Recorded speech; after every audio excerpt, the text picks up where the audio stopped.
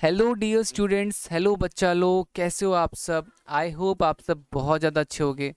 तो आज की इस वीडियो में हम क्लास 10th का वर्कशीट नंबर 5 करने जा रहे हैं। यह हमारी गणित की वर्कशीट है और यहाँ पर आज जो हमारा टॉपिक होगा वो है कार्तीय तल। अब सबसे पहला शब्द है कार्तीय तल।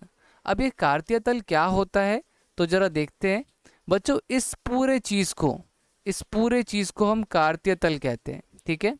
इसमें जो आपकी लाल रंग की रेखा जो आपको दिखाई दे रही है, सीधी रेखा, उसे हम कहते हैं ऊर्ध्वाधर रेखा। और जो टेढ़ी लेटी हुई रेखा है उसे कहते हैं क्षैतिज रेखा, ठीक है। क्षैतिज रेखा क्या दर्शाती है? क्षैतिज रेखा दर्शाती है एक्स अक्ष, ठीक है, एक्स अक्ष। और ऊर्ध्वाधर रेखा क्या दर्शाती है? तो वो दर्शाती है वाई अक्ष, ठीक है। ये दो रेखाएं कार्तीय तल को चार भागों में बांटती है। चतुर्थांश एक, चतुर्थांश दो, चतुर्थांश तीन, चतुर्थांश चार, ठीक है। तो देखो अब यहाँ पर क्या होता है कि बेसिकली पहले में x और y दोनों की वैल्यू प्लस में होती है। जैसे मैंने यहाँ पे लिख दिया 1 2 3, यहाँ पे भी लिख दिया 1 2 3। अब यहाँ पे नेगेटिव में होता है, माइनस में, -2 -3, यहाँ पे भी -1 -2 -3। तो अब यहाँ पर जो होता है x और y की वैल्यू जो होती है, हमारी x और y का मान जो होता है वो दोनों ही प्लस होता है, ठीक है। इस तरफ x का मान माइनस में होता है और y का मान प्लस में होता है। यहाँ पे दोनों ही माइनस में होते हैं और यहाँ पर पहला प्लस में दूसरा माइनस में होता है, ठीक है। तो ज़रा देख लेते हैं। अब जैसे देखो, ये जो हमारे पास पॉइंट है, ये जो हमारा बिंदु है 1,3, तो आपको पता है एक वैल्यू किसकी होती है? तो एक वैल्यू होती है x की, सबसे पहली वैल्यू होती है x की और दूसरी वैल्यू होती है y की। तो अगर x की वैल्यू निकालने को बोला जाएगा तो उसे कहते हैं भुज, ठीक है। और अगर सिर्फ और सिर्फ y की वैल्यू बोली जाएगी तो वो 3 है, वो क्या है? कोटि। तो भुज कितना है? 1, कोटि कितना है? 3। मगर दोनों को साथ में बोला जाएगा तो क्या बोला जाएगा? तब बोला जाएगा निर्देशांक, ठीक है। तो इन दोनों को साथ में बोला जाए कि भाई निर्देशांक क्या है, तो निर्देशांक मैं बोलूँगा 1,3। बट भुज क्या है? भुज 1 है। कोटि क्या है? कोटि 3 है। तो दोनों को साथ में पूछा जाएगा तो निर्देशांक पूछा जाएगा। तो निर्देशांक में हमारा आ जाएगा 1,3। भुज पूछा गया तो सिर्फ 1 लिखेंगे, कोटि पूछा गया तो 3 लिखेंगे, ठीक है। तो फटाफट से देखते हैं कार्तीय तल किसे कहते हैं। कार्तीय तल सर सारे पूरे इसको कहते हैं, पूरे इस पार्ट को, ठीक है। फिर क्षैतिज रेखा क्या होती है? ये होती है क्षैतिज रेखा सर, और ऊर्ध्वाधर रेखा जो हमारी ऊपर वाली होती है, ठीक है। चतुर्थांश क्या होता है? चतुर्थांश इसे कहते हैं जहाँ पर ये दोनों जो लाइनें होती हैं, दोनों रेखा होती है, चतुर्थांश को चार भागों में बांट देती है, ठीक है। मूल बिंदु देखो, दो लाइनें जहाँ पर आपस में क्रॉस हो रही हैं, ये वाला बीच वाला पॉइंट, इसे कहते हैं मूल बिंदु, ठीक है। आगे देखते हैं मूल बिंदु। एक्स अक्ष क्या होता है? मैंने बताया था, ये क्षैतिज रेखा वाली लाइन को एक्स अक्ष कहते हैं, वाई अक्ष कहते हैं ऊर्ध्वाधर रेखा को, ठीक है।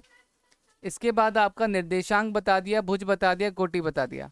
अब यहाँ पर इसी चीज़ को हमसे पूछा गया है, कार्तीय तल पर किसी बिंदु की स्थिति दर्शाने के लिए क्षैतिज रेखा किसको दर्शाती है? तो देखो क्षैतिज रेखा किसको दर्शाती है? मैंने अभी क्या आपको बताया था, एक्स अक्ष को,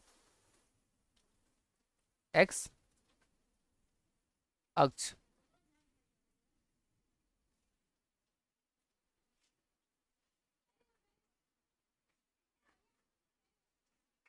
ठीक है बच्चों, तो ये हमारा एक्स अक्ष हो जाएगा।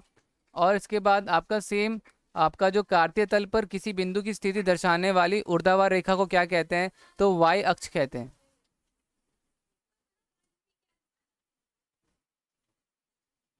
ठीक है। इन दोनों रेखा द्वारा बनाया गया प्रत्येक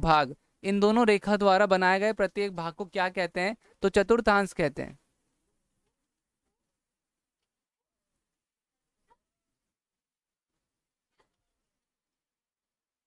ठीक है बच्चों, इसे चतुर्थांश कहते हैं। वह बिंदु जहां दोनों दोनों रेखाएं प्रतिच्छेद करती हैं, प्रतिच्छेद मतलब आपस में कटती हैं, तो उस बिंदु को कहते हैं जीरो, जीरो, या फिर आप कह सकते हो मूल बिंदु, मूल बिंदु। ठीक है, तो ये हमारा आंसर हो गया। अब जरा देख लेते हैं, आलेख का अवलोकन कीजिए एवं उत्तर दीजिए। तो ये हमें आलेख दे रखा है, बोला है बिंदु बी के निर्देशांक बताओ, निर्देशांक बोला है। अगर निर्देशांक बोला है तो बी बिंदु किधर है, ये रहा। अब बी में एक x का कोई मान होगा, y का कोई मान होगा, ठीक है ना। तो x की तरफ देखो, x का मान क्या है, -5 है, तो x का मान हो गया -5। और y की तरफ देखो, y का मान क्या है, 2 है, तो 2। हमारा आंसर क्या हो गया, -5 और 2।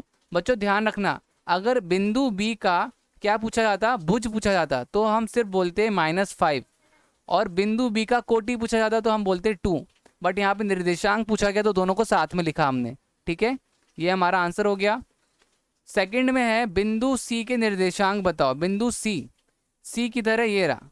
अब देखो यहाँ पे भी x का कोई वैल्यू होगा, y का कोई वैल्यू होगा, तो पहले x की तरफ बढ़ते हैं। x की वैल्यू क्या है, 5 है। y की वैल्यू क्या है, y की वैल्यू है -5। तो हमारे पास क्या आया, 5 और -5। ठीक है, तो ये हमारा निर्देशांक हो गया। अब निर्देशांक -3 और -5 द्वारा ज्ञात बिंदु, अब ये किस बिंदु पे बना है, ये जो पॉइंट है किस बिंदु पे बना है। तो देखो ये रहा। आप देखोगे मेरे को x का वैल्यू क्या चाहिए, मेरे को x का वैल्यू -3, y का वैल्यू -5। तो देखो यहाँ x की तरफ जाएंगे तो क्या मिलेगा, -3 मिलेगा, और y की तरफ जाएंगे तो क्या मिलेगा, -5। तो यहाँ पे देखो -3 -5 मिल रहा है, मतलब कि e होगा, e। ठीक है, तो इस तरीके से हमने सारे प्रश्न कर दिए। उम्मीद करता हूँ आपको समझ में आया होगा। वीडियो अच्छी लगी तो प्लीज़ लाइक शेयर कमेंट ज़रूर कीजिएगा। आज की वीडियो में इतना ही, मिलते हैं अगली वीडियो में, तब तक के लिए bye bye and take care बच्चों।